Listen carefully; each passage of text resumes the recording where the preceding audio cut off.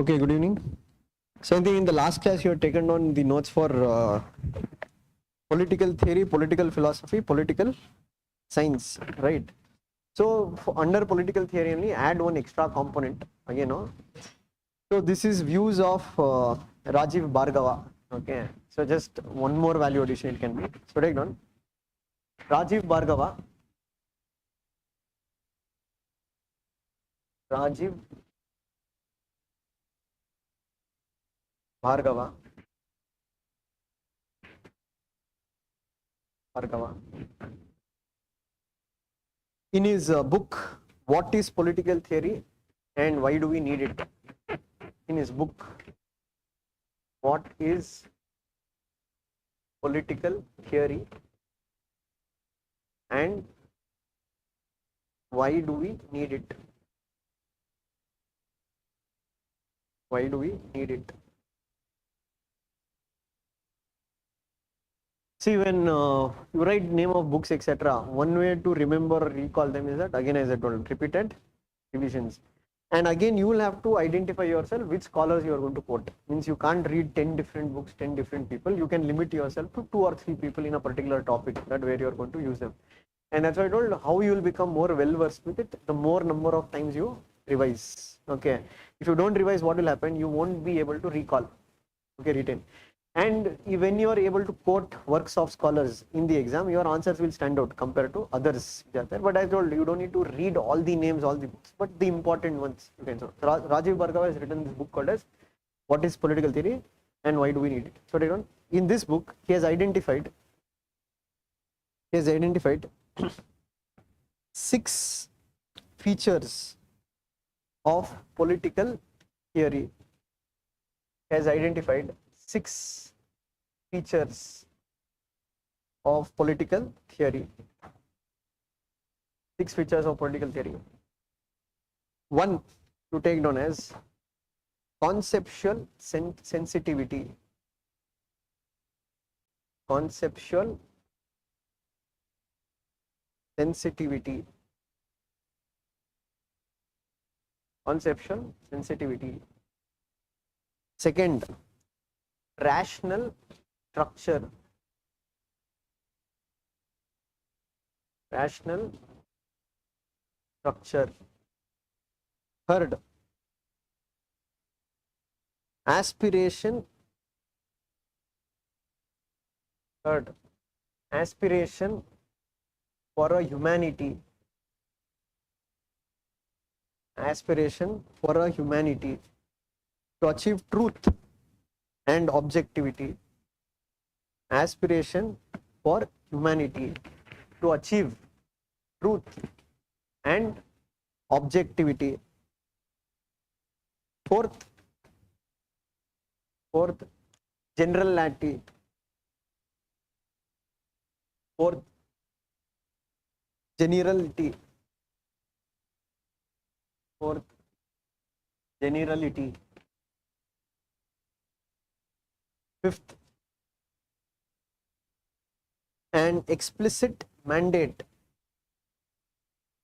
An explicit mandate. An explicit mandate to unearth assumptions. Explicit mandate to unearth assumptions. Sixth, a strong non-speculative intent. A strong non-speculative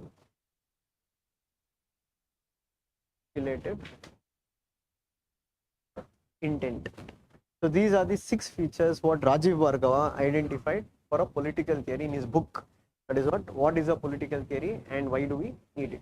So again, see, reading this alone is not sufficient. You will have to know where in your answer you are going to utilize it. Again, a point. So whatever you read for the exam, you should be conscious of the fact where this can be used in your answer. No, they will not ask in the exam, write about Rajiv Bhargava's 6 features of political theory. It won't come. If it comes, okay, maybe luck. Okay, but It's very, very rare cases where such questions have come. You have to use this theory depending upon what is the question they've asked in the exam and which part of the answer you are going to write it. So that's why I told whatever we read, it is not going to be useful. Sometimes it will lead to what? Content dumping. Content dumping means you might feel internally, okay, I've read about Rajiv Bhargava, very happy saying that I know many things. But again, when it comes to answer writing, you will struggle. Why you will struggle? You don't know what to use where. Everyone, because see, if you take a question, comment on political theory, now he might decide to write, okay, I'm going to use Rajiv Bhargava's viewpoint and I'm going to explain what is a political theory. Another person prefers to write political theory comprises of political science and political philosophy and go into explaining those aspects. Answer can be written anywhere. That's why I told it is you who are going to decide where which content has to be used, and that will depend upon. That's why I told if you have solved a lot of previous year questions, the simple mantra for anything in UPSC, be it GS paper, be it optional paper, plain and simple. PYQ analysis, syllabus, and third, probable question. Probable question, you predict, okay, what is the question that can come. So when your ability to predict questions will improve, when you have done sufficient experience in your previous year. See, as a simple example, let us take as a share market. So if you are a person who has consistently followed the history of a particular company, that how the market has behaved for this company, you can predict in future how the market will go. Means of our sustained observation, you might see there is certain things called as resistance. So after sustained observation, there is something called as support. So you will come to know whenever that price reaches the resistance level, it might fall.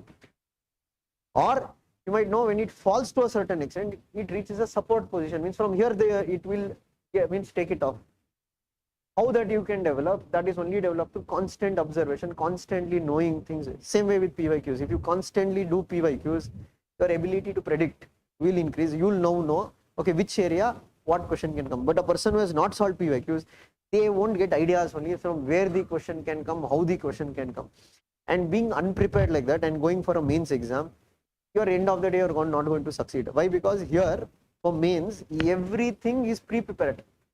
You're only going to execute things in the examination hall. It's not like that I'll go there and I'll think, because to read the question only it will take 1 minute. To think only it will take 1 minute. Means you are only left with 5 minutes to write the answer. But if you tell I'm going to take 5 minutes to think itself, never going to work out. That's why I told whatever thinking, whatever prediction, whatever clarity, that should be done while preparation stage itself.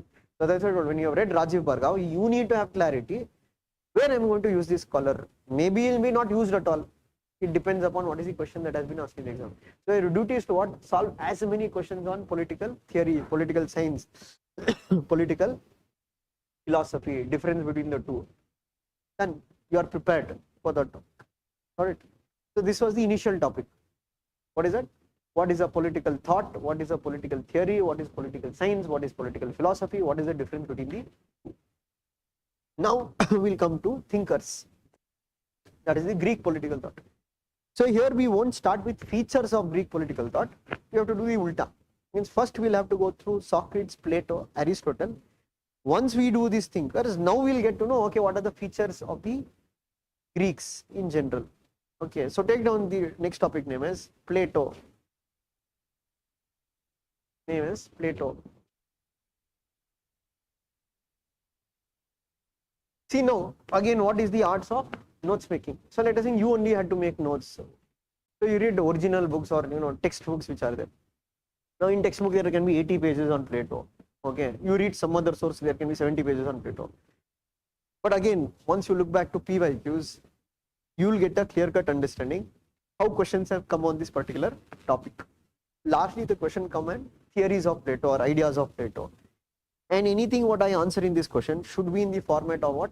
Thesis, antithesis, synthesis. So any analysis I do, in my notes it should be there. What are the ideas given by this person? What are the positive aspects of this idea? Maybe what is the criticism? Sometimes in-depth study can harm. So for example, let us take now we say dialectics, right? But if you take Socrates, what we call as Socratic method, there is something called as Ilankas. Okay, it's a Greek word for what? There's a slight difference between dialectics and Ilankas. Means the slight difference is that Ilankas is a type of dialectic, what you can say. So in dialectics, the end is always on a positive note, means it will synthesize. In Ilankas or Socrates method, it's largely negative, means doubting everything what you say, questioning everything what you say. That is how he discovers what is the truth.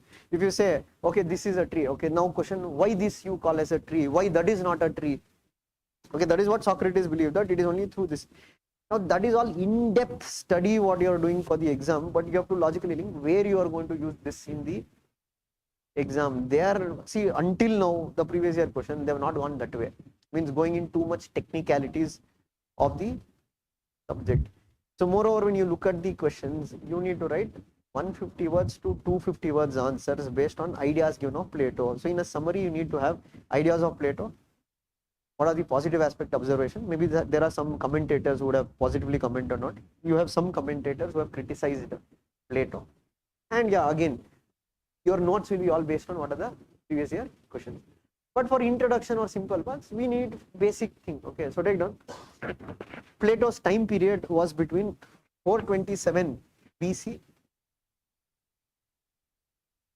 427 BC to 347 BC.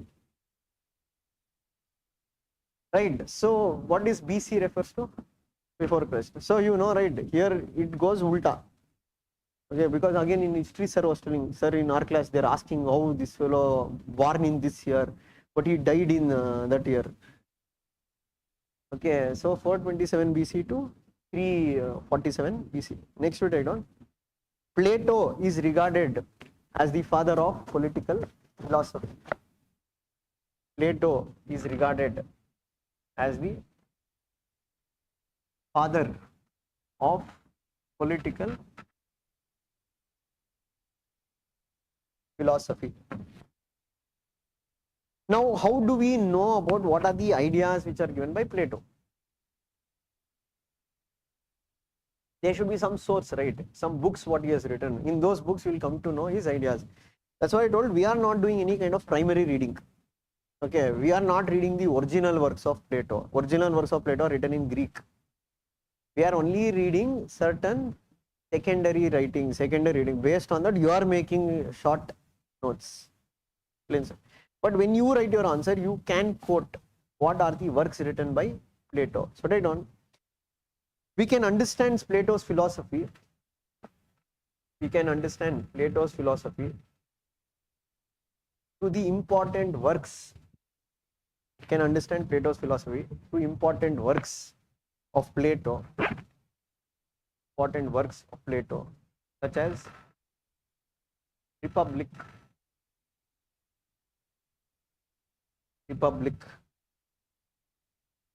the laws, as well as statesmen. Public, laws, as well as statesmen.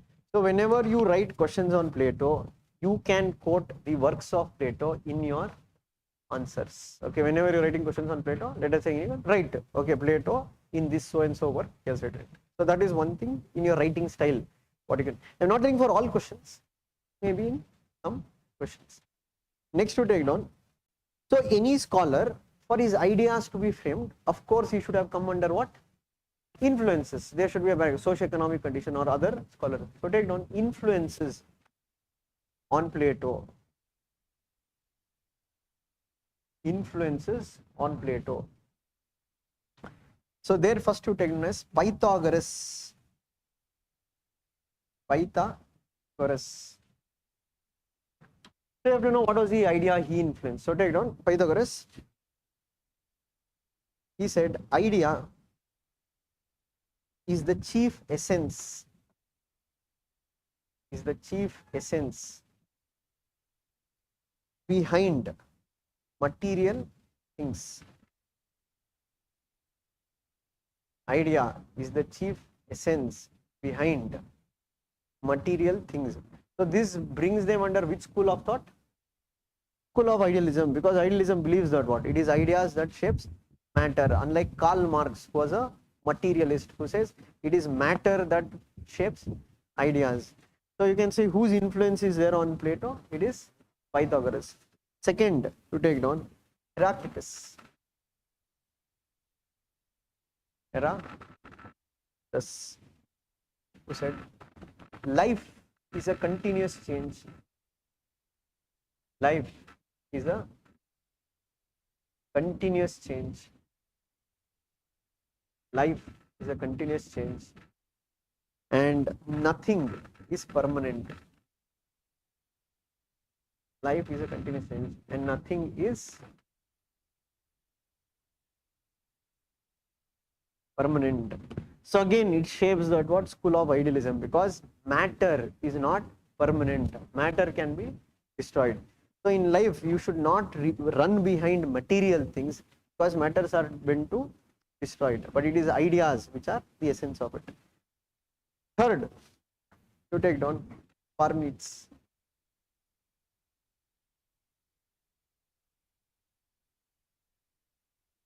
Here you take down change and motivation. Change and motivation. Change and motivation are illusion. Are illusion. Reality is eternal. Reality is eternal. Reality is eternal. Fourth, you have Socrates. Socrates. Carry on. Socrates influenced by his theory of knowledge. Theory of knowledge. He also developed his dialectical method. What do you mean by dialectical method? Don't accept anything without questioning. Okay, dialectical method. So this is the influence of Socrates. Now let us think whatever information you took down, what is the use of this information or where you are going to use it.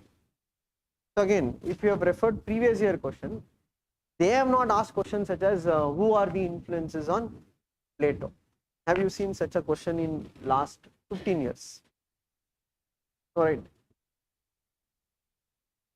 Then where you can make use of this content? See, in the background introduction all, you can't write so much. You won't have space to tell. First you write his books, then you want to write what are his influences, because you are deviating away from the question what they're asking. Why will you explain his theories?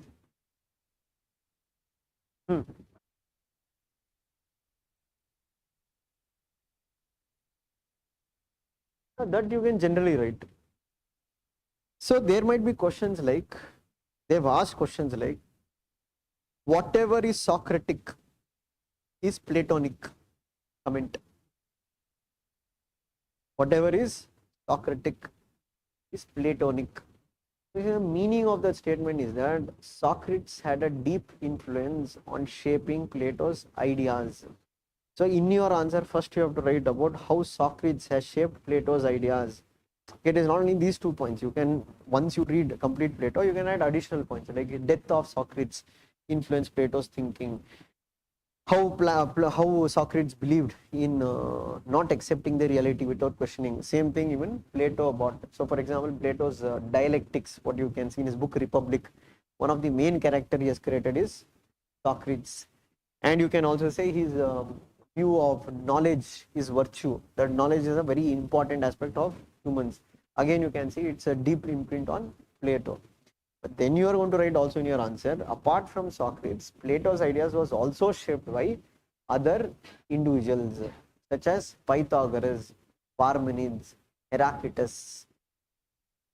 Then you are going to conclude your answer by saying that every political thinker is a child of his times, as Lasky says. So getting the point. So whatever you read, it's like a calculated thing. You will have to know, where is this content useful for me? So if you're a very serious main student, you're a person who constantly always think, don't read anything additional which is not useful for the exam. So when you again when you will get that clarity why this information can be important, previous year question paper analysis. If you have done, that's why I told 80% of UPC success is based on a proper PYQ understanding, analysis, and preparing on PYQs, writing PYQs. That alone is sufficient. 72. Rest 20% is current affairs update. But again, I keep telling the same thing. You see 90% of your seniors, means I'm saying your batches, they won't do PYQs. No matter who tells what they tell, how much they stress on, they won't. Why they won't? They're simply sitting in classrooms, taking down notes after notes, saying that, okay, we are going to clear the exam. That's not going to happen unless you constantly keep questioning why this information I'm reading. So understood where you can use this information. If there is a question saying that whatever is Socratic is Platonic, so just write in a bracket saying that a probable question. You're understanding what we are doing. So whatever topic we are doing, there only we'll look at what are the probable questions that came. Write down the probable question. Whatever is Socratic is Platonic, comment. Whatever is Socratic is Platonic, comment. 10 marks, 150 words. So you understood the structure of your answer. Simple. The question is asking the influence of Socrates on Plato's ideas. But in your answer, you are also going to write in your second part of your answer, it's not only Socrates who shaped Plato's ideas, there were other scholars also who shaped Plato's ideas. Parmenides, Heraclitus, Pythagoras. This is the one question where you can make use of this content, but don't use them unnecessarily in whichever Plato question saying that, okay, this is the works of Plato, these are the influence of Plato. That is not required for every question. Got it? Next, you take down. Plato belongs to the school of idealism. Plato belongs to the school of idealism. Belongs to the school of idealism. So take on. Those who belong to the school of idealism, those who belong to the school of idealism believe that ideas are supreme. Ideas are supreme to matter. Ideas are supreme to matter. And an idealist also believes that,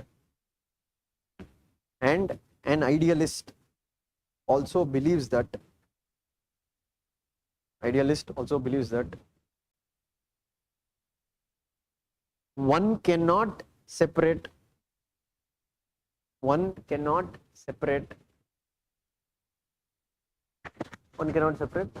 ethics and politics.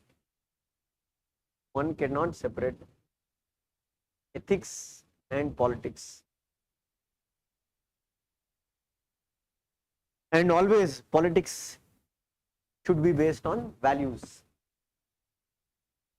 And always the politics should be based on values. One cannot separate ethics and politics. Politics is always based on values. So that is why in general, when we use this same term in different aspect of your syllabus, so let us take when we read foreign policy or paper 2, PSIR, that time in international relation, there is also again idealist school of thought in IR. So whoever belongs to this school of thought, they always believes that what? Power is not central to politics. Values, ethics, morality, these are very important. Cooperation is possible between countries. But the opposite of idealism is realism, who believes that end of the day politics is nothing but struggle for power. Power is central to politics. There is no room for values or ethics in politics. So somebody like Kautilya or somebody like Machiavelli, who completely divorced ethics and morality from politics, them we refer them as what? Realists. So there only you take down. Next, these are like additional points or additional notes. Next you take down realists. realists. Those who believe that power is central to politics. Those who believe power is central to politics. Power is central to politics. And there is no role of ethics and values. There is no role for ethics and values in politics.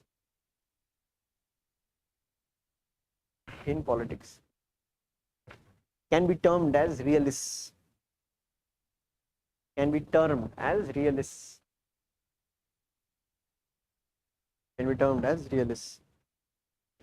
Example, take down Kautilya, Machiavelli. Example, have Kautilya as well as Machiavelli. Now, why understanding these small terms also makes a huge difference. See, in mains exam, the problem is not always biating content. It is also about understanding certain keywords. Because once you understand the keyword, you might be in a position to logically identify and write on it, provided you know some knowledge about it. Okay, so let us think. Oh, here you read what is realism.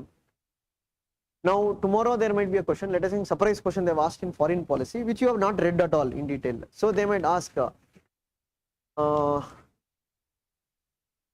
identify the shift in Indian foreign policy from idealism towards pragmatism or realism in the last decade. So that time you will hear the first of all student has to know what is realism. Okay, then you will have to know next, this is the applied part. Then when you read paper 2 of IR, there you have to be able to identify how India's foreign policy of late has also taken a tilt towards power politics. Means India is keen to promote its national interest. For example, you can say India's continue to supply weapons to Israel, or we are selling weapons to Israel in the Gaza war, or you can say Palestinian issue. On the other hand, India is also giving food aid to humanitarian aid to the region. Or second one, you can say Operation Sindoor, that is what surgical strikes against Pakistan in that regard, where you can say we are going to hit a terror center, kill terrorist on the Pakistan soil. Or you can say India's engagement with Taliban, because even though Taliban is what you can say politically not touchable, means their ideology cannot be accepted, but still India says for practical reasons we cannot ignore Taliban's rise in Afghanistan, we have to engage with Taliban. And that is why today's India's policy is largely shaped by engage with Taliban but do not endorse Taliban. So this clearly indicates the realistic foundations of Indian foreign policy. That is what national interest matters the most. It is not the ethical concern. It's not completely various. But you will write your answer by saying that it's not that India has completely denied any role of values. Still, we continue with certain value-based policy, such as Vasudhaiva Kutumbakam, Vaccine Maitri initiative, where India did supply vaccines to other countries at large. Or fourth one, India's support to Africa in terms of global South-South cooperation, because India made Africa the 21st member in G20 summit, which was held by New Delhi in that regard. All begins with one small word. If you know that word clearly, what does realism means, what is idealism means, rest you will only able to make the point. But what will happen with students is that now many students by heart. What is by heart? Give me the answer for where do you see? They'll write down the same points. They'll try to replicate the same thing in examination. See, that can only happen if the same question what I told comes in the exam. And that is how much chances are there that of happening. So what question I discussed, that will only come, and why would I have been here? I would have been in Mussoorie by now. You are getting a point. So that's why I told this is an exam, nobody can predict, but you can know the areas where the question was probable. That's why I told basic is very important. Idealism. So when you look at Plato, if you look at Plato's ideas, he comes under which school of thought? He's an idealist because he believes, because later when you read Plato also you'll understand, he won't completely divorce ethics and politics. For him, values are very important. And he always belongs to world of ideas. Okay, same way there is somebody we also call as materialist, who are materialists, the opposite of idealists, who believe that it is matter that is important. Ideas are shaped by your material conditions, means what ideas you develop, it is an output of your material being. See, for example, why do we say put children in great schools or good schools? Or why we say when you are in a company of millionaires, you will also think like a millionaire. If you are a company of poor people, you will always think like poor people. Because ideas can be also shaped by your material conditions. You are getting the point? Why we say surround yourself with toppers? Because you will also start thinking like a topper. If you surround yourself with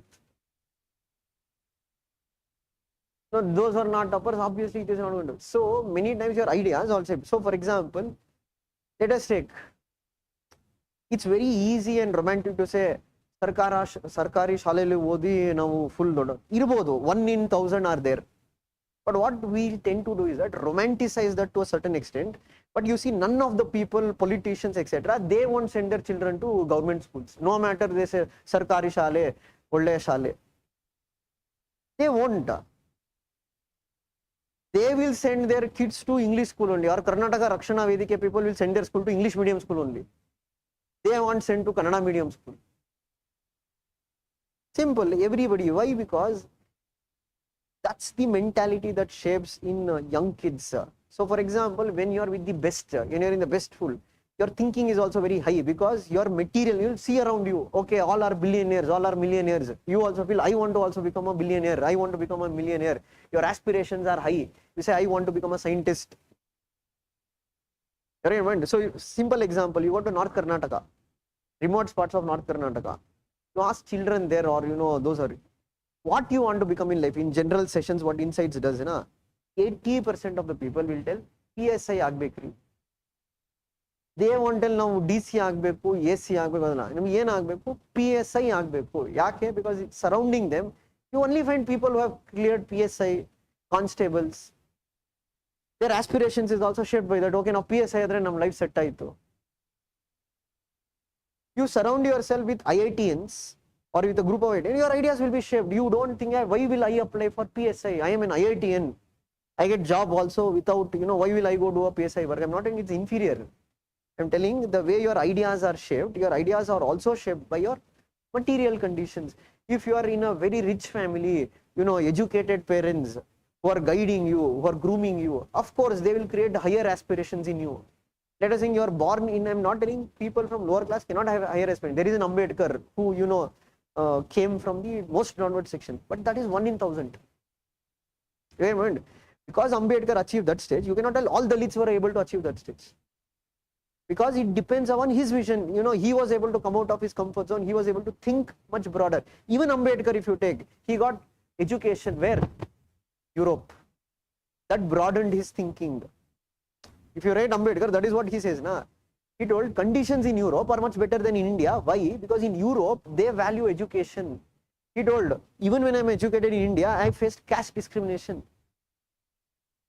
So when he got exposure to Europe, when he saw their societies, how their societies work, how people are there, that is when he knew that education is the solution for it. That is why he told what? Educate, organize, agitate. Again, it is material conditions of Ambedkar that shaped his ideas, because he was born in a Dalit family, facing a lot of difficulties. The ideas came in that I have to change the condition. So this school is what? Materialism. They say it's not ideas shaping matter, it is your material condition that shapes your ideas. Karl Marx also belongs to this school of thought. Right on, materialist.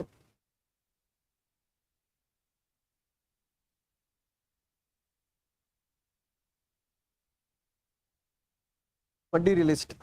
Those who consider that it is the material conditions, those who consider that it is the material condition which shapes ideas, is a material condition which shapes the ideas or the consciousness, of individuals.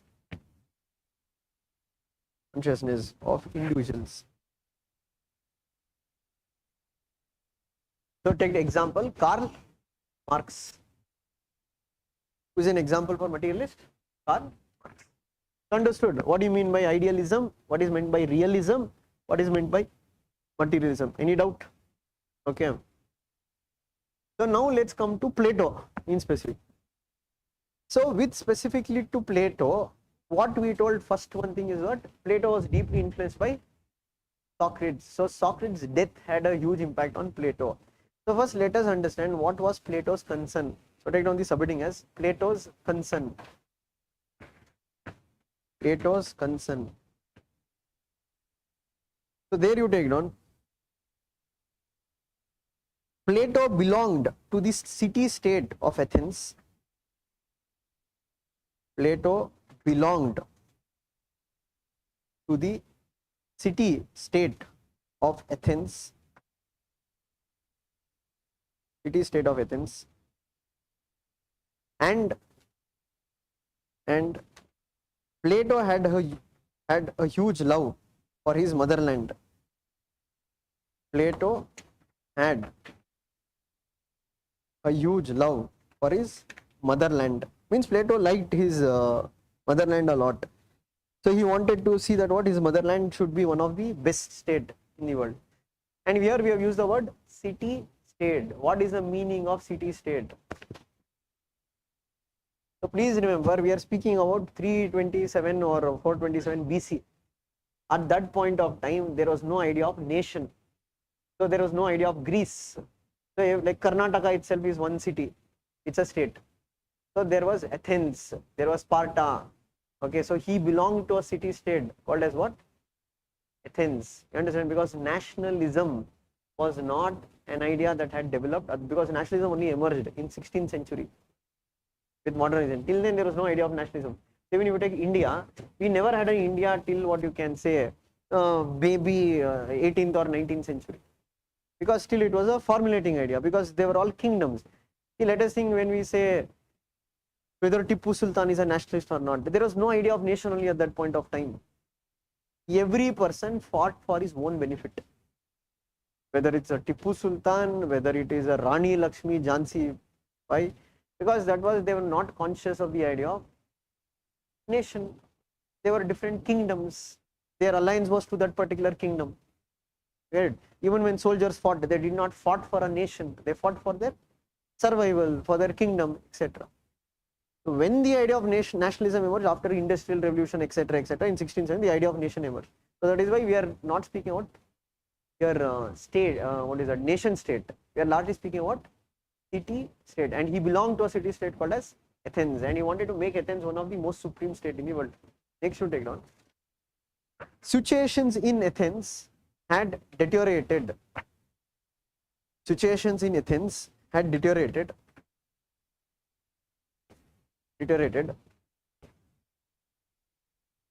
as Athens had lost the Peloponnesian War against Sparta. They had lost the Peloponnesian War.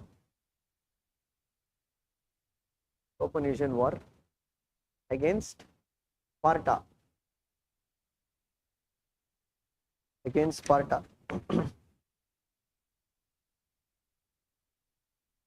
And death of Socrates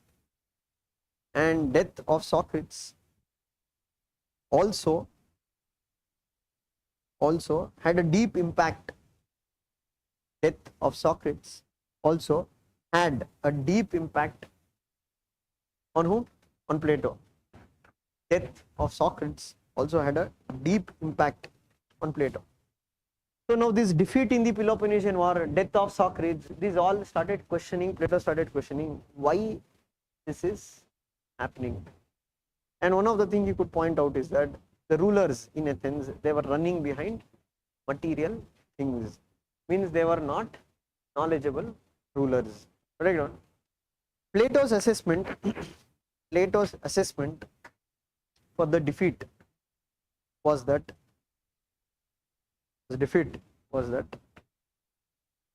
the ruling class in Athens,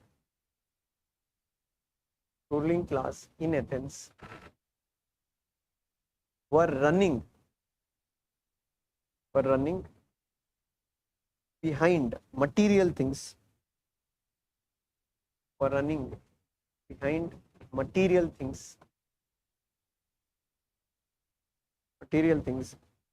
such as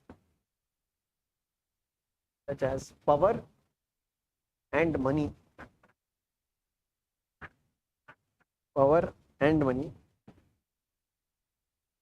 and they lacked true knowledge,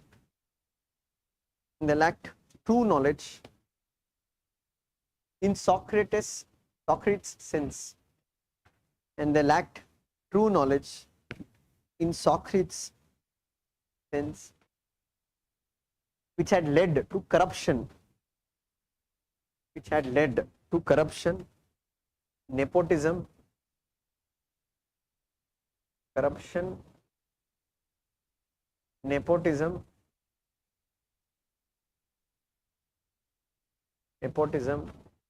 and ignorance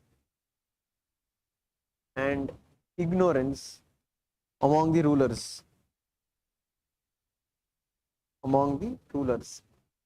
So now this is where we stop at the first point of time.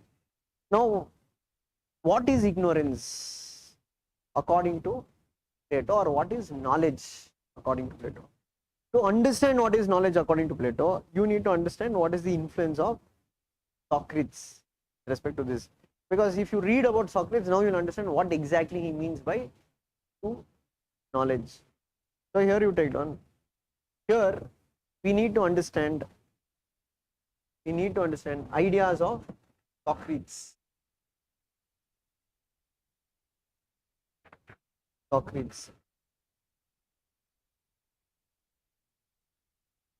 Ideas of Socrates. Right. Socrates was the master of Plato.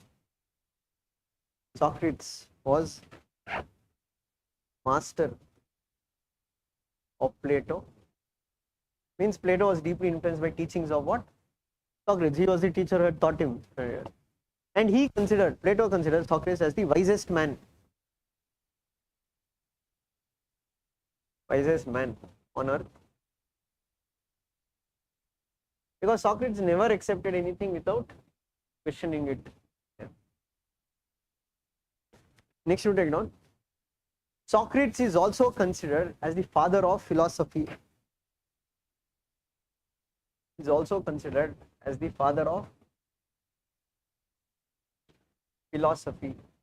So remember, Socrates is the father of philosophy. Plato is the father of political philosophy. Aristotle is the father of political science. Socrates is considered the father of philosophy, and he has been credited for the origin of ethics.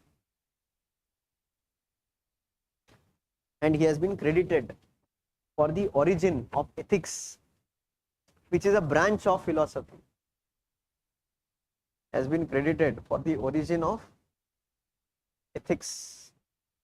Which is considered as what? A branch of philosophy.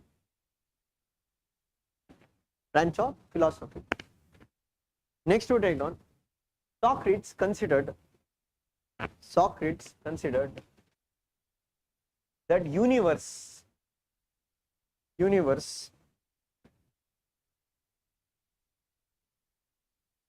has two components.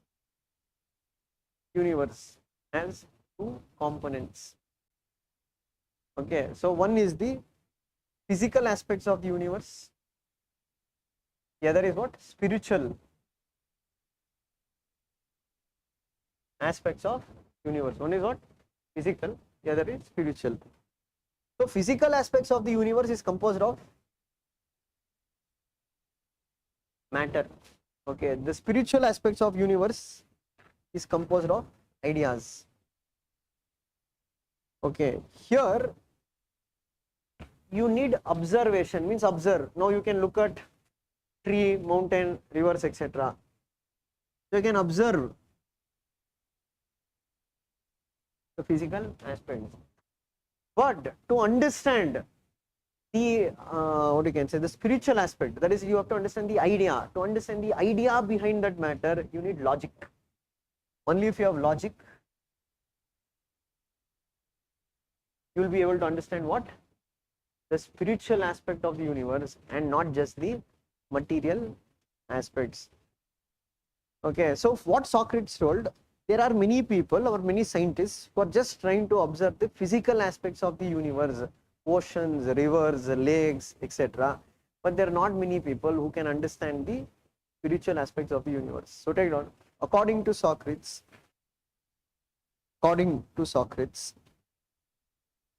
many scholars,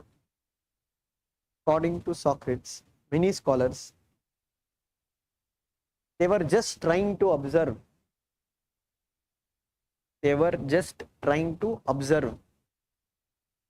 What they were trying to observe? The physical and the chemical properties of the universe. Or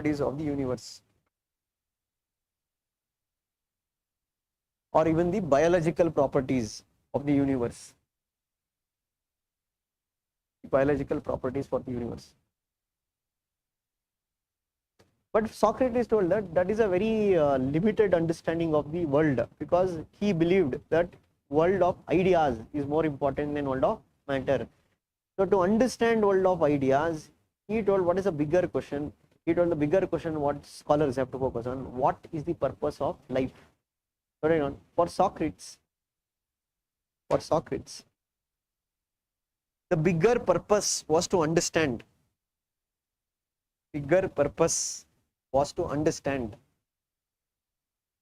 For Socrates, the bigger purpose was to understand what constitutes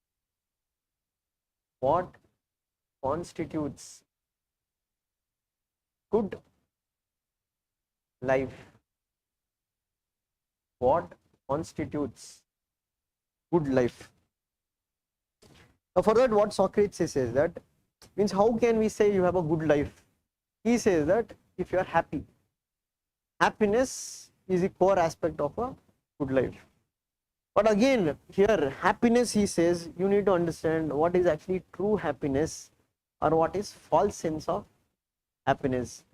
So for him, false sense of happiness can be running behind material things like money, power, etc.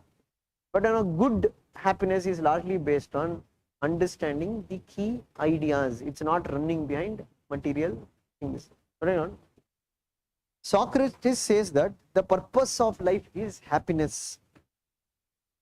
Purpose of life is happiness.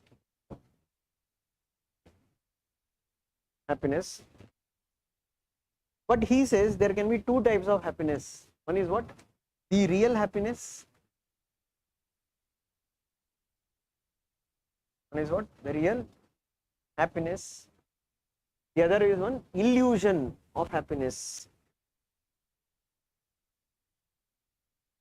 Illusion of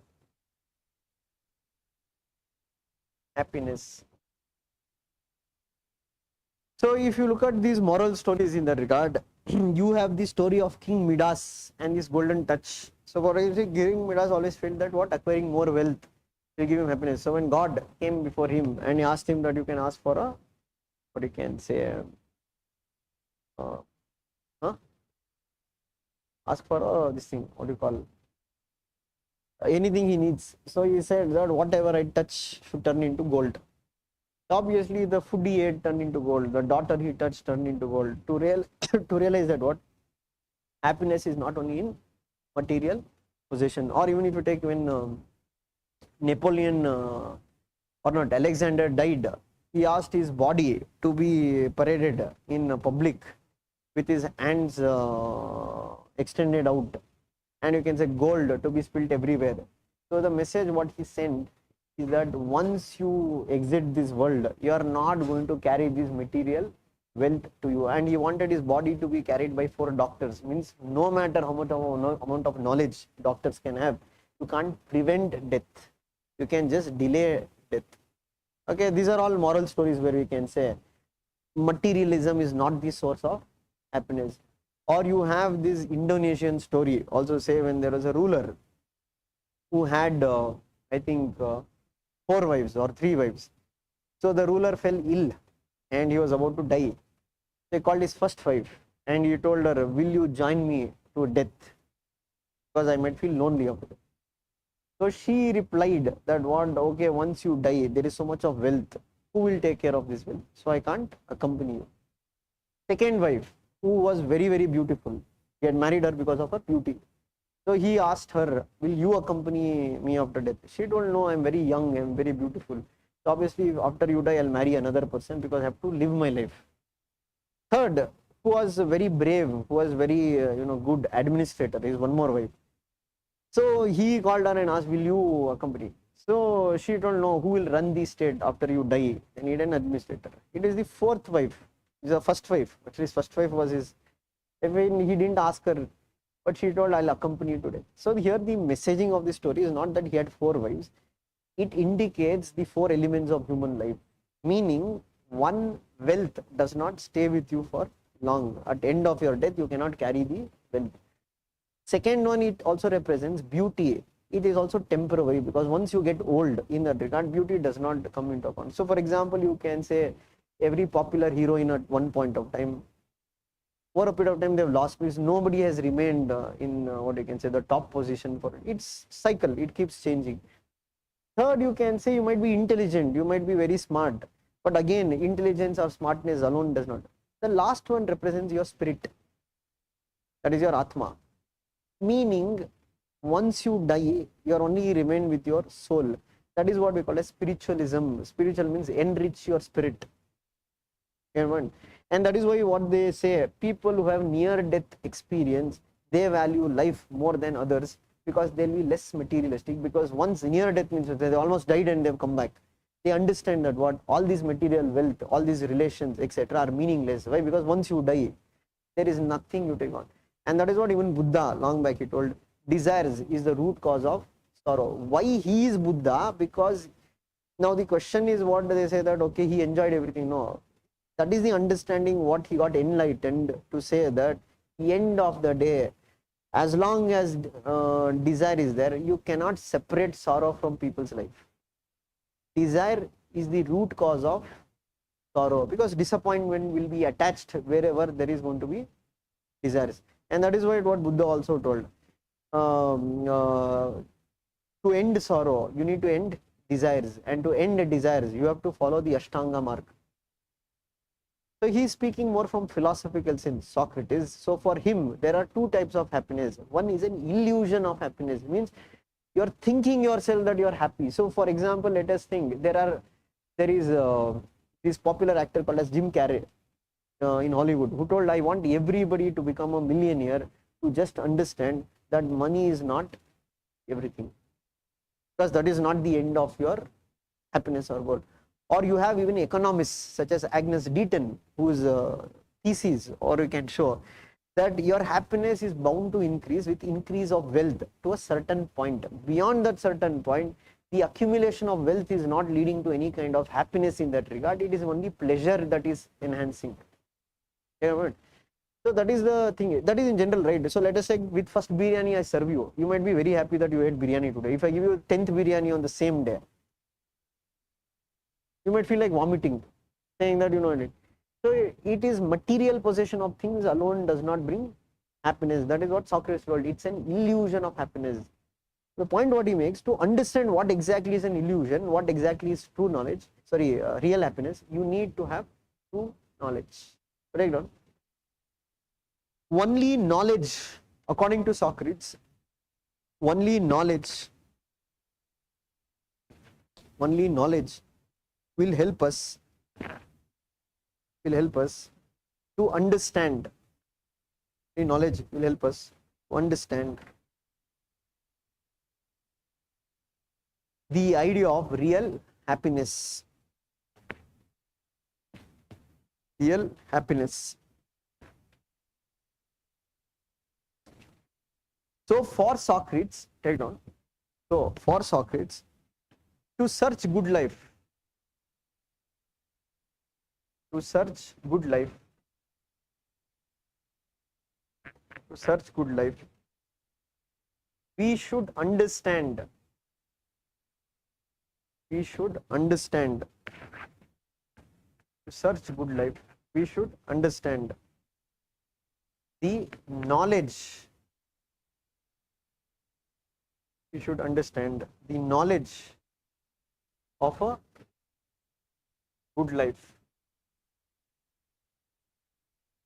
To search good life, we need to understand the knowledge of a good life.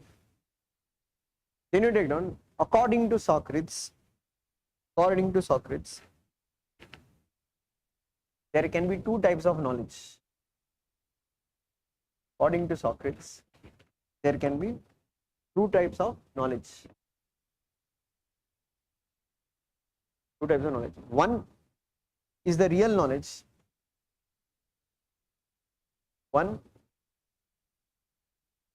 is the real knowledge. Okay, so when you understand real knowledge, you understand ideas. Why you understand ideas? Ideas do not change. Ideas are permanent. Real knowledge, where the fundamental concept does not change. Where the fundamental concept does not change. Fundamental concept does not change. Then you have illusion of knowledge. Illusion of knowledge.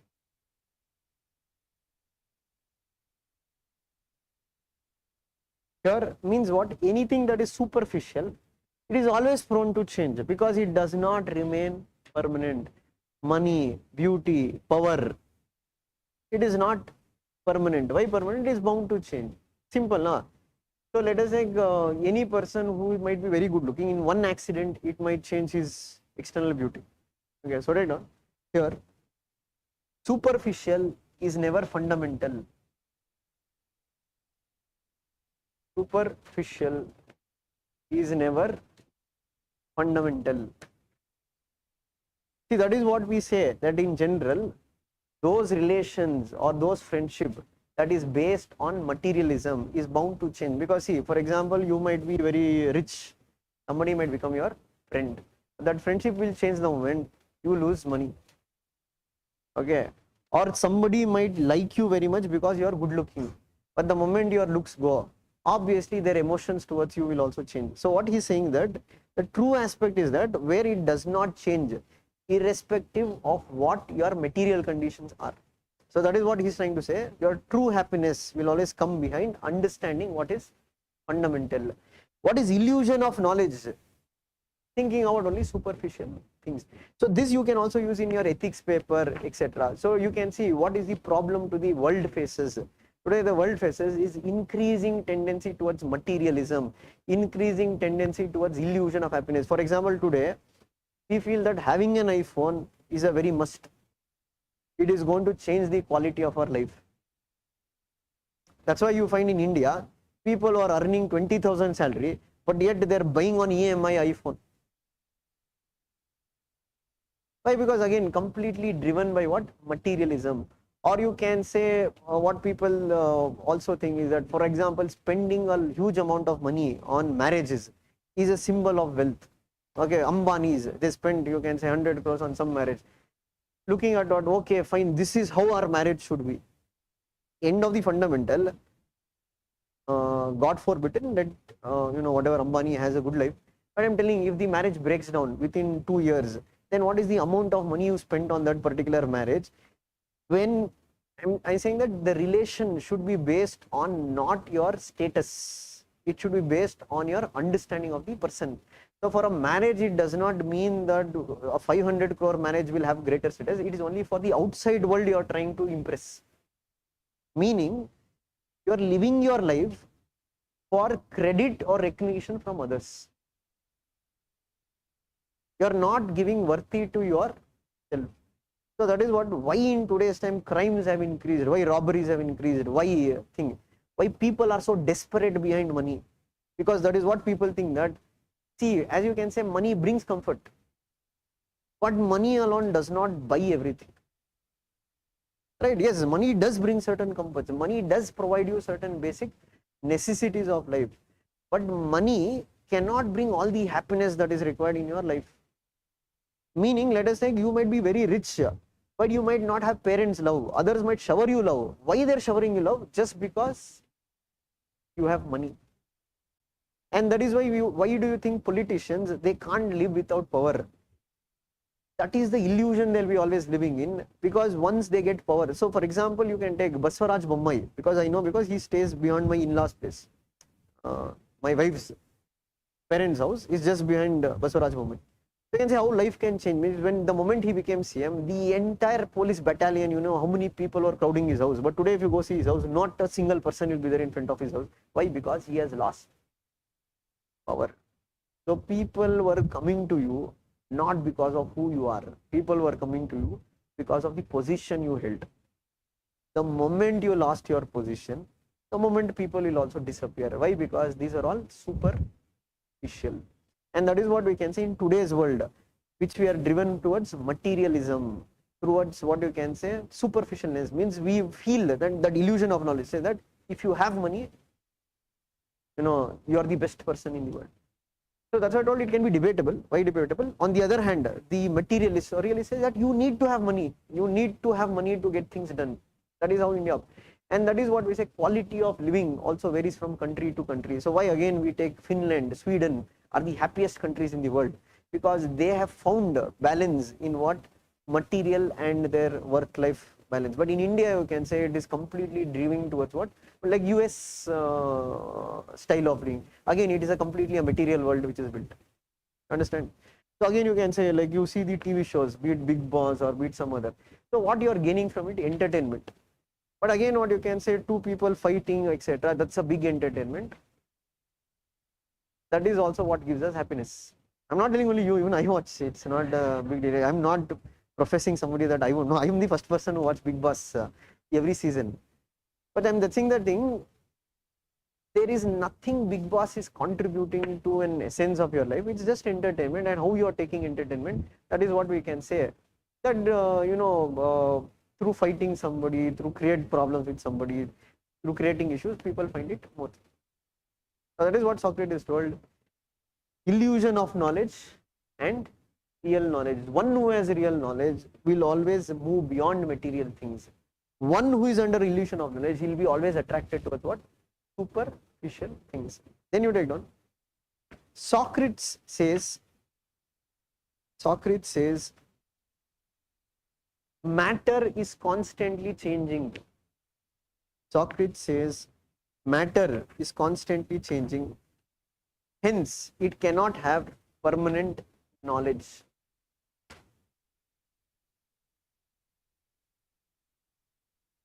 Socrates says, matter is changing. Hence, it cannot have a permanent knowledge. Because you cannot develop a permanent knowledge on something that is constantly changing its form. On the other hand, idea is permanent.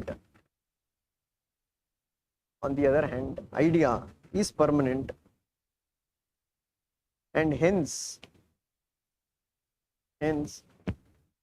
permanent knowledge about ideas is possible. Hence, permanent knowledge about ideas is possible. Permanent idea about knowledge is possible. And then you take down. Socrates mentions there are two worlds. Socrates mentioned there are two worlds. One is what? World of matter. One is what? World of matter. The other is what? World of ideas.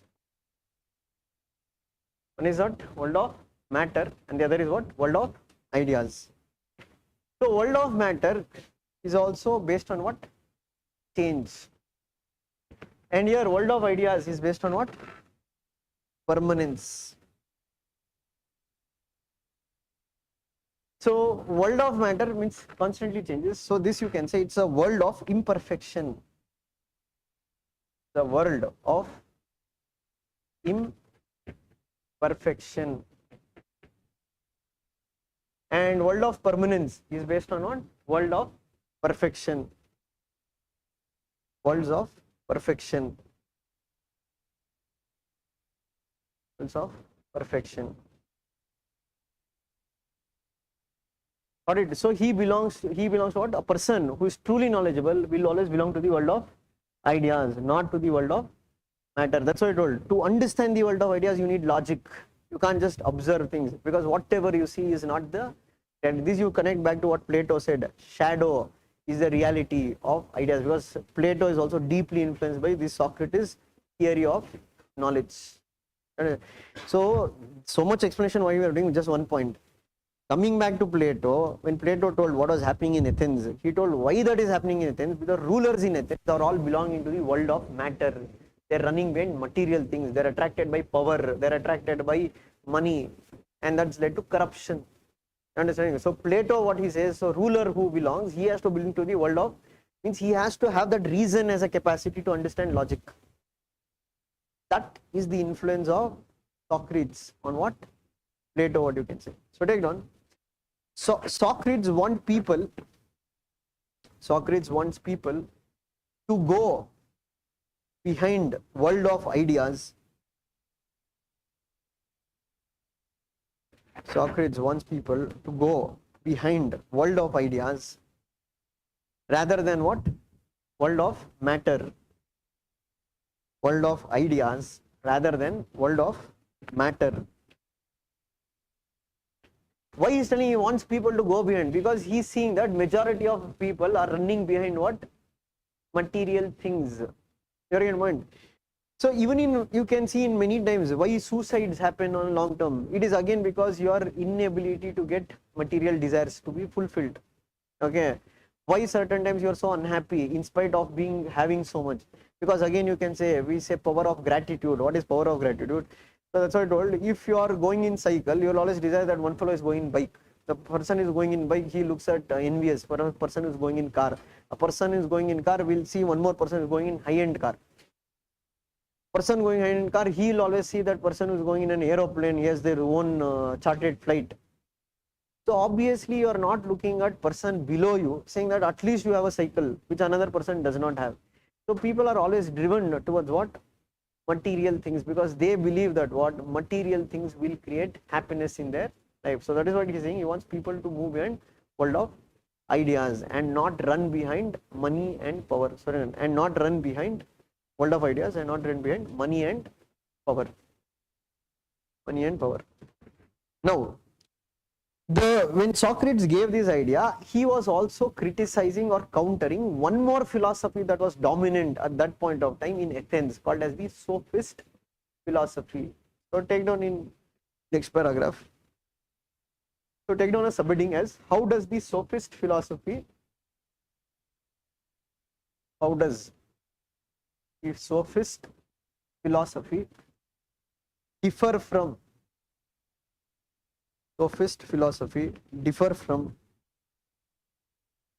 the philosophy of Socrates? Philosophy of Socrates. Yeah. So take down. Sophist was a teacher. Sophist was a teacher in ancient Greece.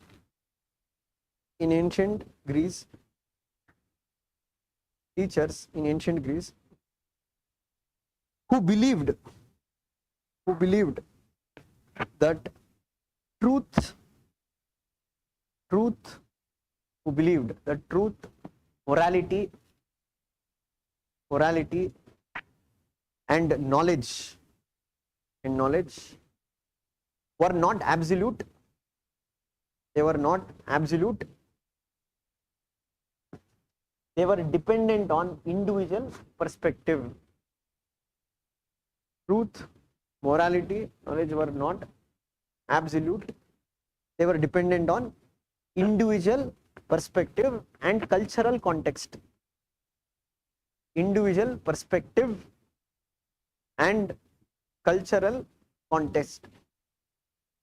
In bracket, you take down as relativism. We call this as what? Relativism. The meaning of relativism is that there is no universal standards of ethics or morality. Everything is based on how you look at things. It is all about how you justify things. So, for example, now let us take you killing a person. Is it right or wrong? Okay. An Indian soldier killing a Pakistani soldier, is it right or wrong? That depends upon your perspective. Very good point. So they say there is no universal standards. So for example, let us think for an argument's sake, practicing sati, is it right or wrong? That is based on moral consciousness or modern consciousness. But what if the woman herself wants to subject to sati?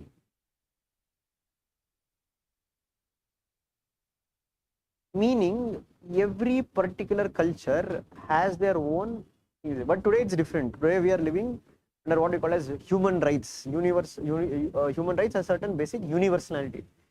But what Sophie's always argued is that there is nothing called as right or wrong perfectly. Everything can be your perspective. You can defend anything in your perspective. So that is what happens is that is what sometimes we tend to defend our actions. For example, you can say, okay, I stole just 10 rupees. I stole from a person who's stealing from others. Correct, I have done nothing wrong. Or you might say that, yeah, I have also taken a bribe, because everybody takes bribe. Or now let us think you are going to KPSC interview. Now let us think they are demanding for money. So you say that, okay, I paid money and I joined the work. And may defend, if I had not taken the money, other person would have paid money, he would have become more corrupt. I will do less corruption once I go into the job. So everything can be defended based on your individual perspective. So they told there is nothing called as absolute. There is nothing called as universal components of values. That is one aspect of sophists. Second, take down. Sophists also said each person determines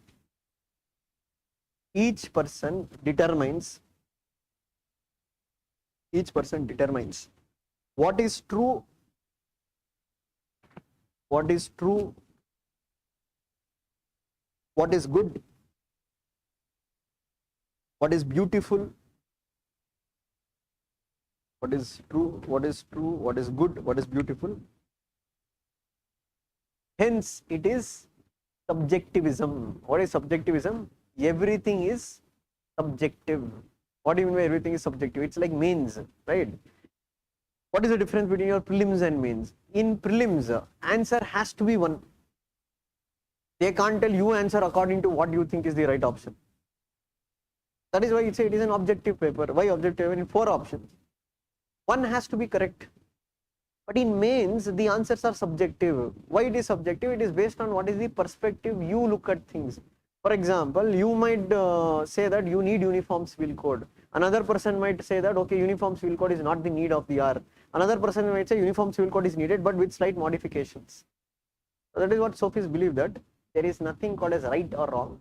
Everything is subjective. That is why we call it subjectivism, relativism, subjectivism. Next point. Sophists also believed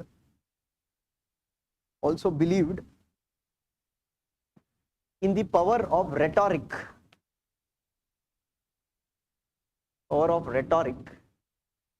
And power of rhetoric and oratory to win arguments. Power of rhetoric and oratory to win arguments regardless the validity of the claim, regardless the validity of the claims, right, of claims. For example, if you take now in last 5 years, whoever have cleared PSIR, they have all cleared because of my help. All have taken guidance from me. It's all about how I convince you. Whether it is the truth, whether it is not the truth, does not matter. You need to just convince others. And that is what you can say in most of our political system. Elections are largely won by rhetorics. Rhetorics in the sense, okay, like take Congress government in Karnataka. Give you everybody 8,000 rupees, do haram. Or you can say the BJP speaking about, okay, we come to power, completely will make India a new thing. So here they spell on more on oratory skills. Means oratory means you have to have the capacity to convince others. But what argument you convince, that does not matter to them. You might lie, you might tell half truths. It's more about art of convincing others, art of persuading others. They defend it. They say there's nothing wrong in it. It's all about winning arguments. You're understanding? So that is the other key feature of what? The sophist teachings or sophist philosophy. Next point. The sophists also shifted the focus on the nature of universe. Focus on nature of universe to human knowledge,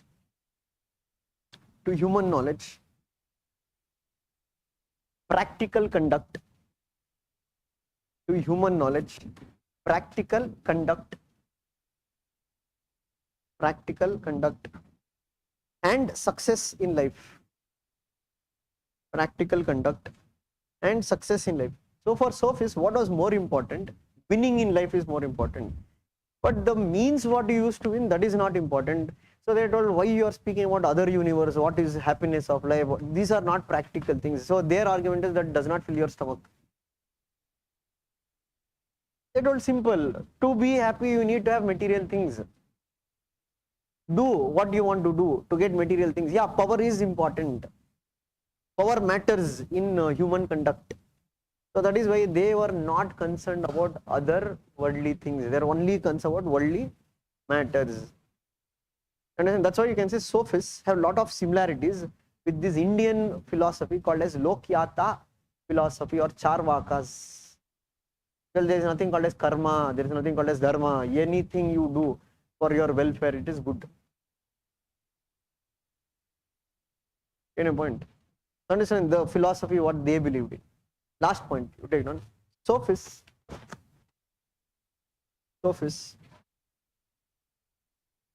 were also professional educators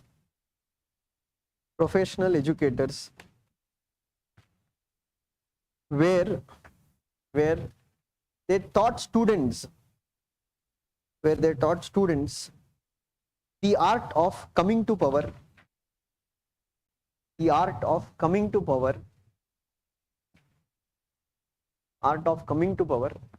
and skills that are needed to be in power,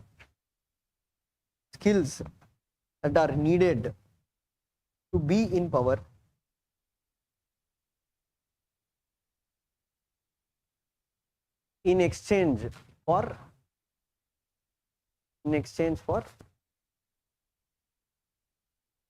payment. Payment means you have to give them money, they will teach you how to be in power. So you can say in modern times we can compare something to political consultancy groups which do work with different political parties. So only goal of consultancy group is that to bring the party in power, and that is what we say in politics. Everything is fair in what? Getting access to power. So any means you use to achieve your ends. So this was one of the dominant philosophy in Athens by the sophists, and this Socrates and Plato, they were against this particular. So you need to understand what context, why this Plato told people should move towards true happiness, because he believed that what sophists were promoting the illusion of happiness, and that is why most of Socrates or Plato's writing is against the sophist philosophy. Understand? So take note, this Socrates, what he also said was that what is wrong with this philosophy? So he makes a statement. So take note, Socrates, next paragraph, Socrates said, unexamined life, unexamined life, unexamined life is not worth living. Unexamined life is not worth living. Means if you go into a basic analysis of this statement, so basically he says that just living is not the end of the human foundation. We have to also constantly evaluate what kind of life are we living. Is this kind of life worth living? Okay, for example, you can make money through different process, through prostitution, etc. So again the question remains is that, is it worth living? Or you can also buy large tracts of land, or you can say money, through again destroying environment. So again we have to, because see, this can ask in essay papers also, they can ask. So there you can take a broader view. Okay, you can take a broader view from a national point of view, you can take a broader view from a individual point of view, you can take a broader point from a social point of view. So there are different viewpoints. For example, let us take why the Tata or Ratan Tata was not the richest Indian and why it is the Ambanis. It is because Tatas give back a lot to the society in terms of what we call as corporate social responsibility.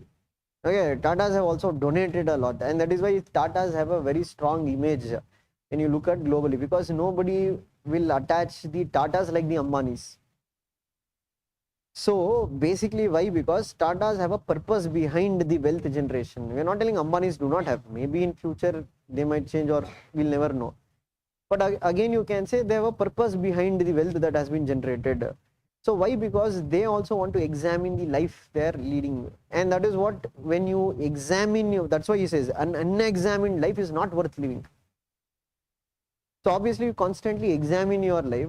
What is the purpose of your life? What is the purpose of a good life? Then you find a purpose. So for example, some people might have too much of money, but they don't have a purpose behind what to spend money. Okay, you can spend money on material things. Every year buy a new car. See, simple aspect. Okay, let us think, now you have iPhone, you have some other phone. The end of the day, it is more important to the person you call to. Both phone will reach the same person, right? You have a Benz or Rolls Royce. Let us think you have a Nano. End of the day, destination is also same where you have to go to. So many times what is that, we also have to examine what kind of life we are in. For example, you can say in 12th Fail movie as a classic example, before he became an IPS, when the person meets the deputy superintendent of police, he will tell him, examine your life once. Do you want to lead this life as a copycat? And that is when he decides that if I am going to clear, I am going to clear based my hard work. And that is why he says that even I cleared. That is why I think in interview they'll ask him that thing, why did you get third class in 12th exam or something? He told, I didn't copy. So that is what Socrates says, that every individual or every human being should examine his life. They should not just lead a life for sake of. That's what, again, it comes back to the same point. Don't live under the illusion of happiness. Try to understand what is true happiness. So take down the explanation for that. Socrates believed that knowledge is virtue. Socrates believed that knowledge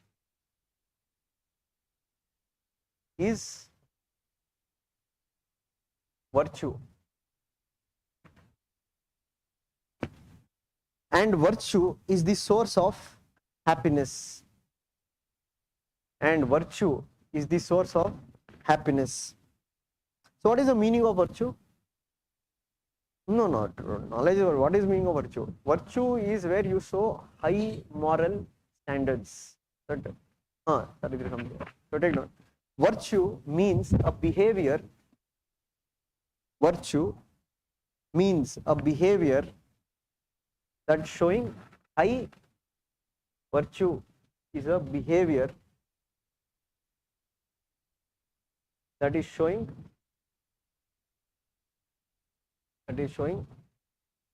high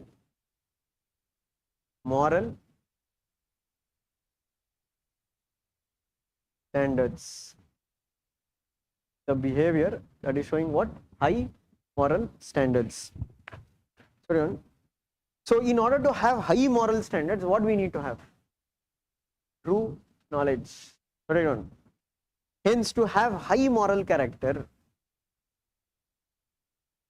have high moral character,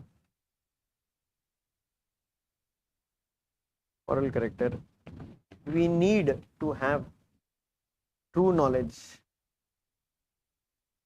We need to have true knowledge, because when you don't have true knowledge, when you have false sense of knowledge, your morality is easily broken. Why? Because you don't have true knowledge, you have false or illusion of knowledge. So when you have illusion of knowledge, you are attracted towards illusion of happiness. So obviously that's a very big moral standard, right? You will start defending every decision what you take. See, for example, Justice Ranjan Gogoi, who occupied the highest position in Indian judiciary, that is, now he is the ex-CJ. So certain times what we say, everything cannot be written as a law. There are certain times people occupying the highest position should reflect virtues. What is virtues? Their behavior should reflect high moral standards.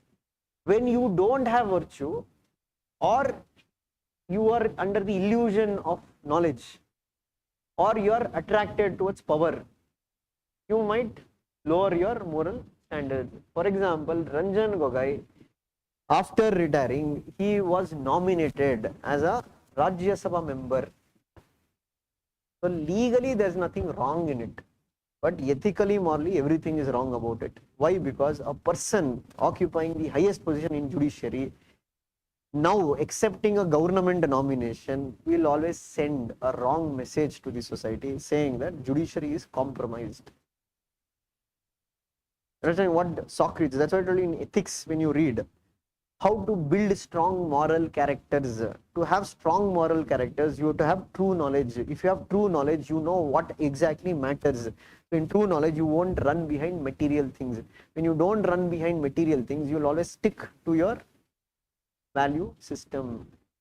And that is what leads to integrity. Unquestionable moral character. You understand? That's what I told you. Ethics is a paper that is not just by-hearting examples. You need to get a proper understanding of what are the terminologies. You have to think about it. You have to do brainstorming about it. Only then you will get organic way of writing things. Majority of students, what they do in ethics, by heart some notes, go vomit it in the exam. So when you have clear-cut understanding what is virtue, what is morality, why moral standards are very important. That's why Plato is considered as the father of philosophy. It also gave branch to called as ethics. What he says that when you have high moral standards, you need to have true knowledge. So why he'll explain why you need to have true knowledge. Because true knowledge helps us to understand the meaning of true happiness. It helps us to understand happiness. But now the question is that how do we identify what is this true knowledge? How does true knowledge come by? That is where, I don't know, Socrates speaks about a method called as elenchus. What we are using here as dialectics. Means it is only through a process of discussions and debate. That is what we call as dialectics. Correct. For Socrates, true knowledge, true knowledge, true knowledge can arrive through dialectics. Dialectics. True knowledge can arrive through dialectics. What does dialectics mean? Dialogue or a debate. Correct. Dialectics mean dialogue, dialogue or a debate. Debate. So then in dialectics there is something called as thesis. It is called as thesis. Thesis refers to what? The argument. What is the antithesis? It is the counter argument. Counter argument. Then you have synthesis. Synthesis, where both parties agree upon the argument. Both parties agree upon the argument. So when we arrive at this stage where both parties have agreed, that is where we say it is true knowledge, or synthesis represents the end of the debate. There is no more contradiction in the ideas what we are discussing. So write down, synthesis represents the perfect idea. Synthesis represents the perfect idea which results in the end of the debate. Which results in the end of the debate. End of the debate. Next point you take down. Dialectics is also the logical way of reasoning. Dialectics is also the logical way of reasoning.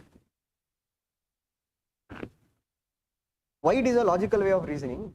See, every argument what you make, it might be based on your belief system. Every argument an opponent makes, it is based on his belief system. So through debates, etc., what will happen? You are giving an opportunity to filter your beliefs. Means you are ready to question your own beliefs. So only when your beliefs pass the test of questioning in that regard, then your belief turns into knowledge. And that is why he says it is a logical way of arriving at truth. Right? No? So what was the sentence you took? It is a logical way of reasoning because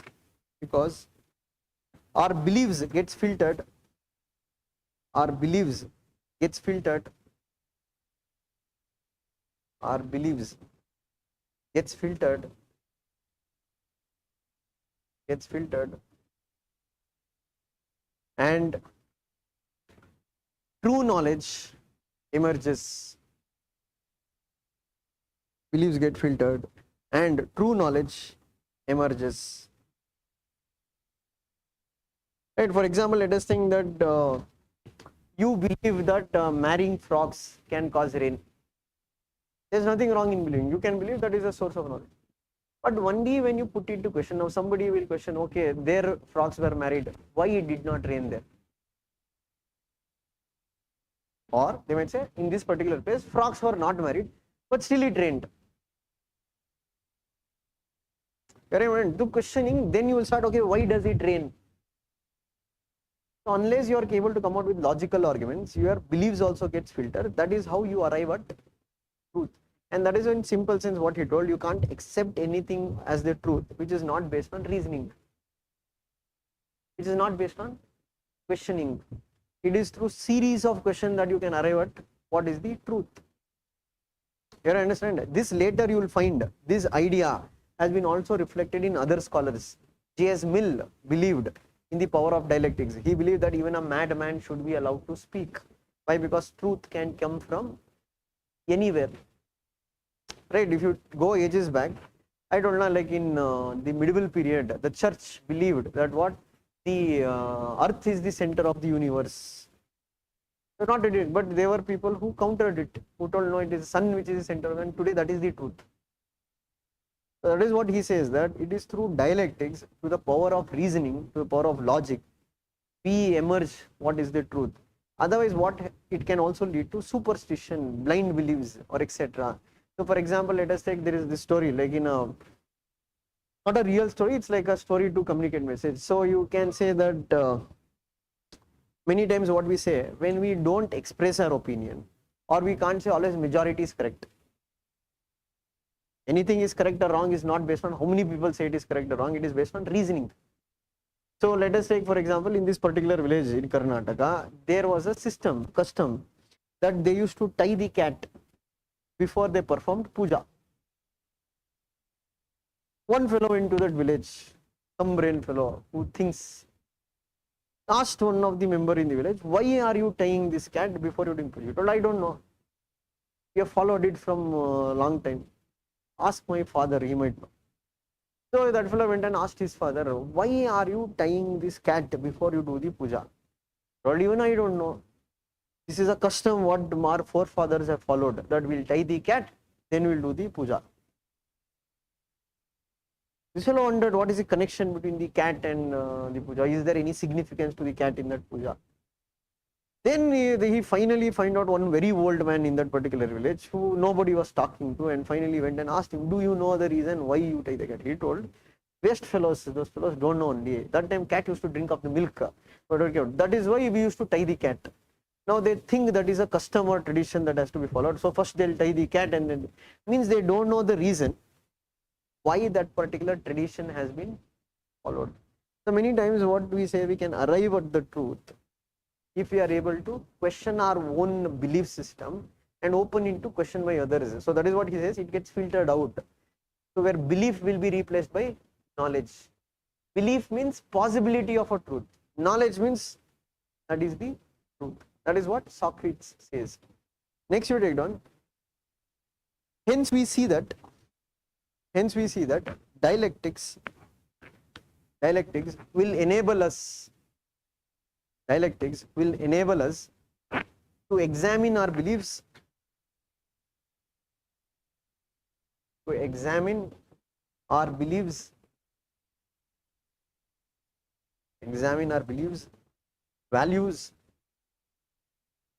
values, and the way we are leading our lives. So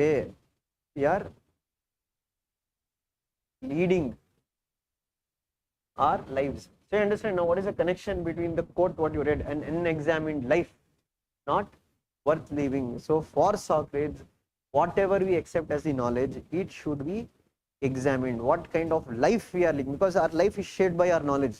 So our knowledge should be based on true knowledge. True knowledge is always based on true understanding of fundamental ideas.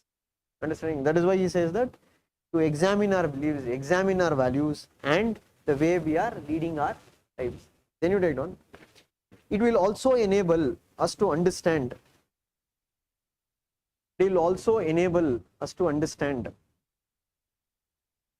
How we live and how we should live. It also helps us to understand the difference between how we live and how we should live. You understand? This is the meaning of what Socrates said, that an unexamined life not worth living. So that's why I told, certain times reading this philosophy like Socrates, etc., how it enriches your capacities in other areas.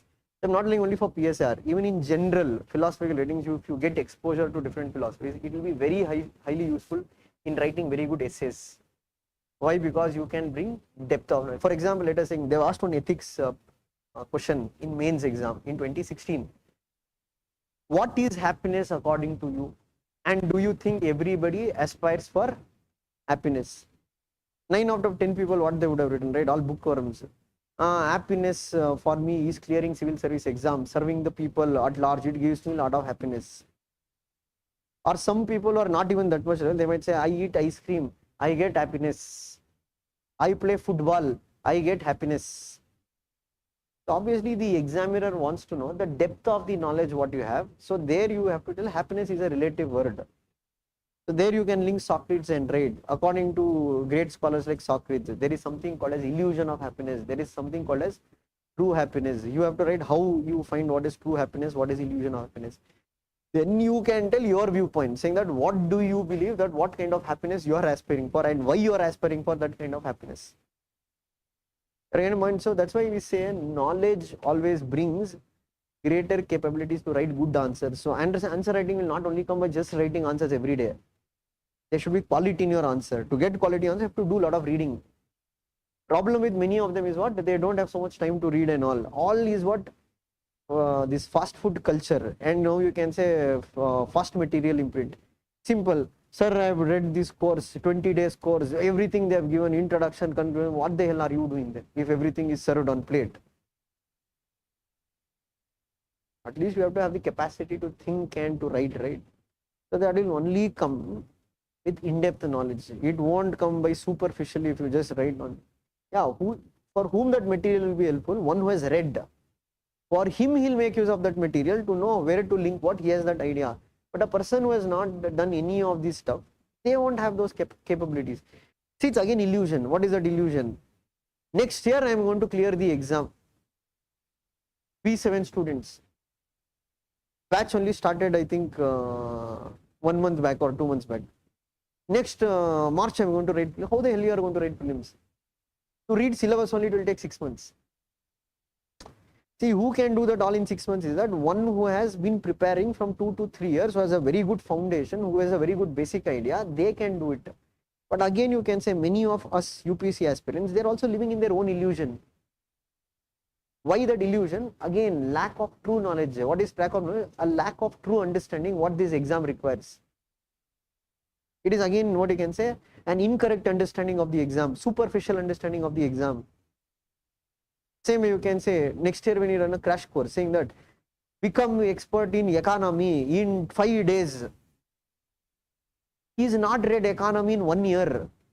And how the hell he is expected to read economics in 5 days? It is not going to happen. That even the person who is selling the course will know it. But you need to create that illusion in minds of people. Okay, some miracle is going to happen. And that's why we say 90% of them like to live in their illusion life, because it gives a lot of false sense of happiness, false sense of dreams. You can dream, no, there is nothing wrong in dream. You can go back today and dream, once I become IAS, what is the first decision I will take? But practicality, to become an IAS, you have to clear 3 stages of the exam, and each stage of the exam requires some degree of understanding of the exam, in essence what this exam requires. And even if you look at in UPSC, the same idea follows. UPSC is also always looking for one who has understood the idea, not one who is running behind materials. Because question might change. Essence of the question has always remained the same. The form of the question has changed, but the essence of the question, what they are asking, has remained the same. They are asking more about key ideas in polity paper, they are asking key concepts in economy paper, but only the form of the question is kept changing, but the key essence what they have asked remains the same. So that's why I told you need a very good understanding to express things, especially in an essay paper. And that's why I told a bit reading of philosophy will help both in essay as well as ethics. That will make your answer more well-rounded. Okay, gets a better understanding of expressing things. And that's why I told people like Socrates, when you read, you have certain ideas out there, it becomes much easier to write for essays, because now you can truly expand your horizon. You can link anything. You can link what is our problem with our education system. You'll write in one of the essay, the problem is what? We are looking at developing only what? Engineers, but we do not have quality engineers. Why we do not have quality engineers? Because we are promoting more of rote learning. And that is why India is not able to produce a lot of what you can say Nobel prizes in science and technology. You can link it to anything. You can also say why inequality is there. There are other reasons. Speak from a philosophical angle. Please speak from an ethical angle. Why there is inequality from an ethical angle? Philosophy. Read. Why? Because the rich wants to become richer. There is no limit on wealth accumulation. You just keep on accumulating. Like, let us take, some politicians have acquired around 10,000 crores. What will you do with so much of money? What is the purpose of having such money? Again, you tell, I want power. That is why I want money. To have power, you need money. To have money, you need power. So it becomes a vicious cycle, never-ending cycle. You are always in the pursuit of, I want this, I want this, I want this. So you are dissatisfied in life. D.K. Shivkumar, I want to become CM, I want to become CM. You have a life where you can lead a great life with the money what you have, but still dissatisfied. Why dissatisfied? I don't have CM's position. That's why I told you there are many ways you can look at philosophy. That is what Socrates told. And now where Plato connected all this, where he was influenced, now this he connected to Athens. He told, what is the problem in Athens?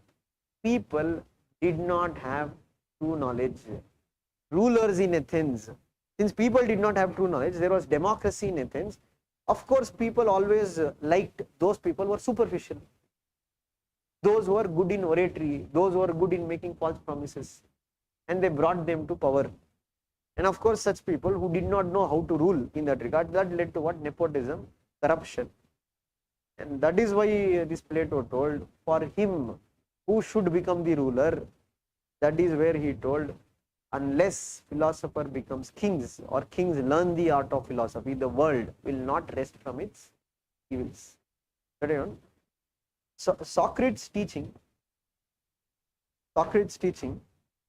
had a deep impact on Plato. Deep impact on Plato.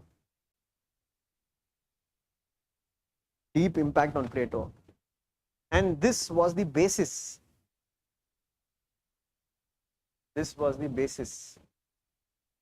For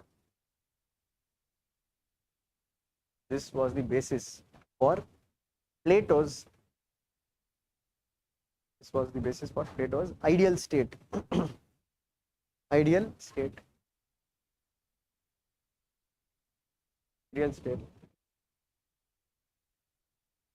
Where Plato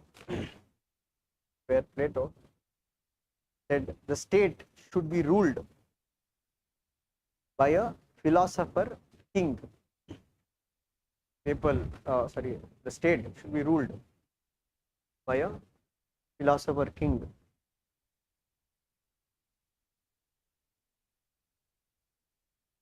Where he said, unless philosophers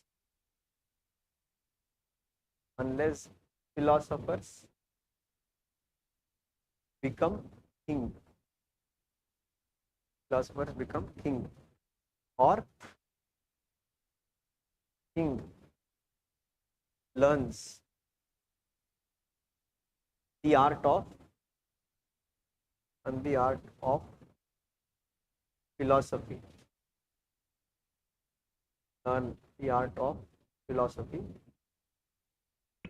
The world will never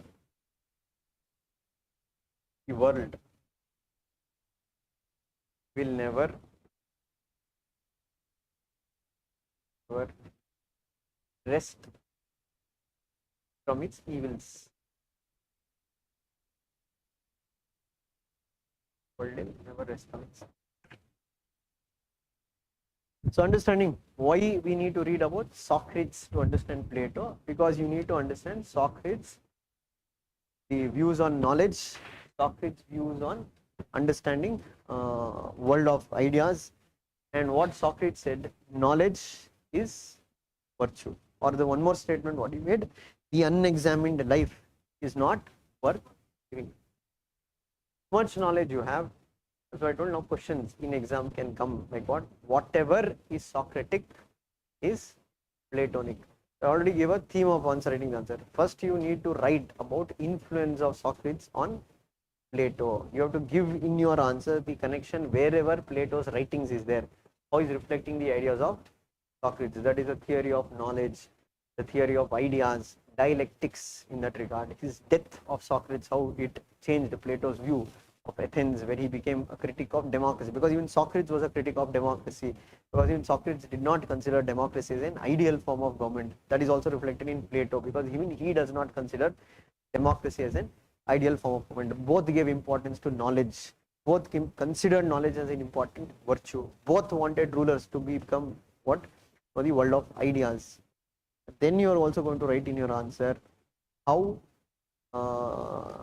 Plato's ideas were also shaped by other scholars such as Pythagoras, Parmenides, what is that? Heraclitus. Okay, then if you want, there were some ideas which are Plato's unique: communism of wives and property, the ideas of what you can say, justice. That's why I told to write this answer, still you need to read other aspects of Plato. That's why I told when you read holistically, then your answer will be also very holistic. When you try to just immediately answer, it will be bits and pieces. It won't be holistic. Why? Because you are not bringing a holistic perspective. But just I told a sample question that might come in this area. So asking when you read about Socrates, okay, where I am going to make use of it? This is where you are going to make use of it. If there is a question saying that whatever is Socratic is Platonic. Got it? So again, what you will have to do is that go back home and revise what you have read, because see, now it appears simple. Why? Because I have dictated things. But if only you sit and you will again get confused what is what. These requires again 2 or 3 readings, multiple readings. You have to again go through the keywords. Again, you have to keep reading what is dialectics, what is realist, what is materialist, what is idealist. Only then it will stick in your head. Otherwise, what will happen? Now you feel that, okay, I know, because I've just now heard of things. But it will evaporate within 5 days or 3 days. If I again ask back the same thing, you won't be able to tell. Why? Because that's the difference between a candidate who revises regularly and a candidate who does not revise. See, it's like you might feel that what, covering very quickly, you will immediately become good in the subject. Not the case. You will have to consolidate what you have read multiple times, only then you will become good in subject. Now you might tell it's time waste. No, the time what you are investing now, you will gain it back towards the end, because the other person has just read it. He will lose a lot of time towards the end, because he won't be able to recall anything, and a second time when he reads, he feels that he is reading for the first time. He feels that everything he has forgotten. Why that happens? Purely simple lack of constant revision. All these things, any subject, you won't be able to retain it if you have not read it 5 to 6 times. Yeah, revision is boring, but it is very essential to build good foundations on it. And that's why I told many people don't revise. A purely simple what? Attend class, going to the next subject, throw the previous subject, that is done. That has been only completed in your class. You have not read the subject. And that's why if you see in GS classes, when I keep asking questions to many students, they won't answer any of the question what has happened in the previous. Like we are doing polity for B1. Okay, they've completed economy, they've completed science and technology or some subject. Ask him any question, what is compulsory licensing? Don't know. What is patent? How many years patent? Don't know. Why you don't know, right? Because they've not read. They've just sat in the class, listened to the class. Sitting in the class, listening to class is completely different from preparing for an exam. One of the myth among the students is that they think that by just sitting and completing the class, they will become excellent. That's not the case. There are many people without classes also they have failed. You are getting a point. The purpose of coming to class is to learn certain examination skills. It's just not blindly taking down notes and going back home and say. No, you have to also look into PYQs. You will also have to make that work. And that's why I told you can't complete any subject you take. If they're completing in 25 days in a class, GS subject, for you it will take more than 40 days. If you sit and read, it won't take only 25 days. It's only these non-serious people who don't know, they will prepare like that.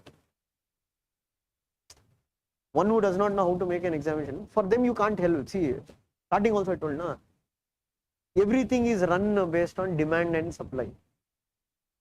Non-serious students are more. Their demands are more. Supply will be done for that. But does not mean through that you are going to crack this examination. You are just going to be satisfied. Satisfied what? Okay, my syllabus is complete, my syllabus are done, I have some set of notes, I am going to read. Got the point? So you should not fall into that category of students. You have to be smart. You have to take your own time to sit and prepare on any topic that has been completed. Of course, it will take more time than what they have done in the class. So again, if you go back and read, you will get new doubts on whatever you have read. Okay. So in the next class, we'll be taking about Plato's concrete ideas now. So one idea, Socrates. Now based on this, we are going to read theory of ideas. What this allegory of caves, what Plato gave. Right? He explains the theory of ideas, means what is the real world, what is an illusion world, through a story that is called as what? Allegory of caves. That will do up in the next class. So next class is on Monday.